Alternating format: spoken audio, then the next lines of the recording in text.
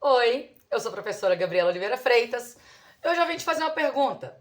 Será que na hora de elaborar a sua petição, você está sabendo formular os pedidos da forma técnica e adequada?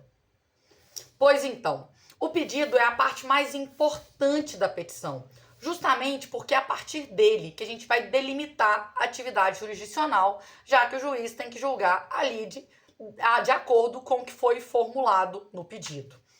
E sobre o pedido, tem um ponto onde eu observo muitos equívocos, que é a acumulação de pedidos.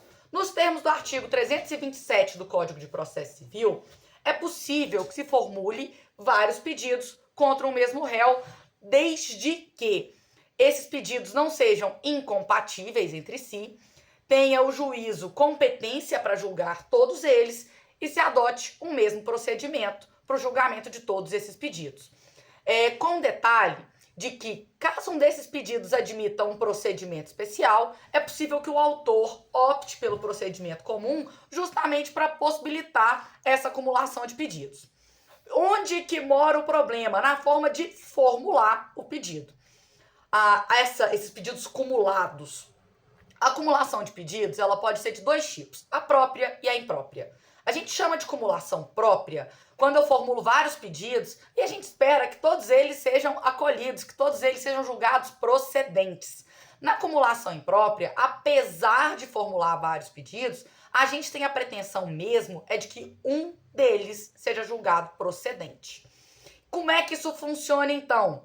Lá na acumulação própria, a gente tem uma divisão entre acumulação simples e acumulação sucessiva. A acumulação simples nada mais é do que a formulação de vários pedidos que são independentes entre si. É possível que um deles seja deferido, outro não, e que tanto faz, né? Eles não se interferem um no outro. Imagine que você ajuiza uma ação em razão de um ato ilícito e você formula um pedido de danos morais, outro de danos materiais, outro de lucros cessantes. É possível que a gente reconheça que teve danos morais, mas não tiveram danos materiais, né? É possível que se reconheça que tem lucros cessantes, mas que não tem danos morais e materiais, por exemplo. Né? Esses pedidos, eles são independentes. Quando a gente fala em cumulação sucessiva, você vai formular os pedidos numa determinada ordem, tá? E isso é importante, essa ordem é importante para que sua petição tenha lógica. Qual que é a ordem desses pedidos? Na ordem que eu preciso que eles sejam julgados. Por exemplo, uma ação de investigação de paternidade em que eu também vou pedir alimentos. Esse pedido de alimentos só faz sentido se houver o reconhecimento da paternidade. Então, o que é uma acumulação sucessiva? Eu quero que analise o primeiro pedido, sendo ele acolhido, que analise o segundo, sendo ele acolhido, que analise o terceiro, e assim sucessivamente. Eu tenho uma análise sucessiva desses pedidos, em que o pedido seguinte só é acolhido se o anterior, só é analisado se o anterior tiver sido acolhido. Eu formulo vários pedidos, mas a análise do pedido seguinte depende do acolhimento do anterior. Então, você vai formular os seus pedidos na ordem que você precisa que eles sejam analisados. Analise primeiro o reconhecimento da paternidade. Reconhecida a paternidade, que sejam fixados alimentos, né? Então, isso vou chamar de ordem sucessiva. Você vai formular o pedido 1, no segundo você coloca sucessivamente que seja julgado procedente esse segundo pedido. Na acumulação imprópria, como eu falei, a gente formula vários pedidos, mas a pretensão mesmo é que um deles seja acolhido, tá? O primeiro tipo de acumulação imprópria que a gente tem é a formulação de pedidos subsidiários. E volta e meia eu vejo gente confundindo sucessivamente com subsidiariamente. O subsidiário é aquilo que o pessoal do direito gosta de falar, mas por amor ao debate, né? O pessoal do direito adora essa expressão. O que quer dizer esse por amor ao debate? Quer dizer, eu quero é meu primeiro pedido. Por uma eventualidade, se ele não for acolhido, pelo menos me dá esse segundo pedido aqui, acolhe o segundo pedido. Tá no artigo 326 do Código de Processo Civil que fala que você pode formular pedidos subsidiários a fim de que o juiz conheça do posterior quando ele não acolher o anterior. Né? O seu pedido principal pode não ser acolhido, aí você tem um pelo menos. Imagine a seguinte situação: você ajuiza uma ação em que a sua pretensão é a declaração de nulidade de todo um contrato. Você está alegando que tem vício de consentimento naquele contrato, você quer que ele seja todo anulado. Não sendo anulado, anula pelo menos a cláusula X, né? O que eu quero mesmo é a anulação do contrato inteiro. Se não for possível, se isso não for acolhido, se esse pedido não for julgado procedente, que pelo menos seja julgado procedente o pedido de declaração de nulidade da cláusula tal, né? O pedido subsidiário, então, ele é já que você não vai me dar exatamente o que eu pedi, me dá pelo menos isso aqui, né? E que é diferente do meu segundo tipo de cumulação imprópria, que são os pedidos alternativos. Quando eu formulo pedidos que estão conectados pela partícula ou pela palavra alternativamente, eu estou querendo dizer que tanto faz. Qualquer uma das duas soluções que eu estou indicando aqui, todas elas me interessam, duas ou mais soluções. Imagina a seguinte situação.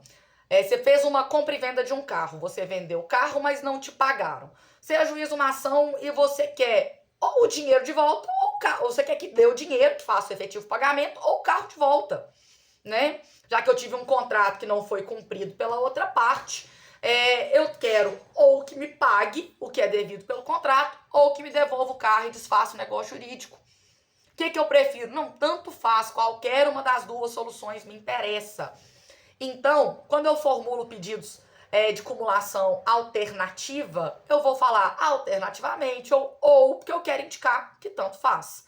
Se minha cumulação for simples, a minha partícula que conecta os pedidos, eu quero isso e isso e isso. É o e que conecta os meus pedidos. Se forem pedidos sucessivos, eu quero isso e depois isso outro, né? São pedidos sucessivos. Os subsidiários eu quero tal coisa, não sendo possível, pela eventualidade, subsidiariamente, pode ser isso aqui mesmo. E o alternativo, ou, tanto faz, eu quero isso ou aquilo. Como eu sou de Belo Horizonte, que é uma cidade famosa pelos bares, eu costumo dar um exemplo para os meus alunos a partir de uma mesa de bar.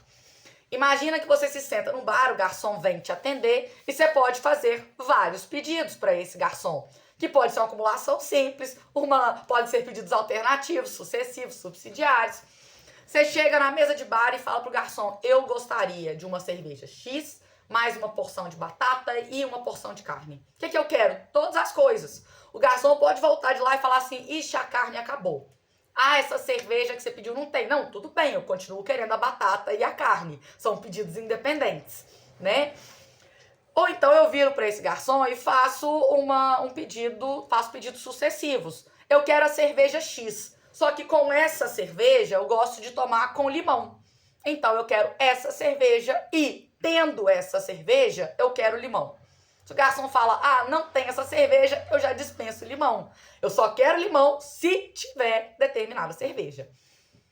Ou então eu vou virar pro garçom e falar: olha, eu gostaria da cerveja tal.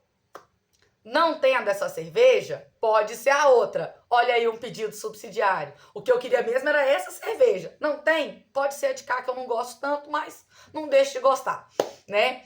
Ou então, eu vou sentar na mesa de bar e falar: eu queria uma cerveja, pode ser essa ou aquela, tanto faz a que tiver mais gelada, né? Pedidos alternativos, tanto faz qual cerveja que ele vai me servir. Eu deixei para ele a possibilidade de escolha, pedido alternativo. Ficou um pouco mais claro? Então agora, na hora de escrever a sua petição, fique atento com como você vai elaborar os seus pedidos, como você vai organizá-los.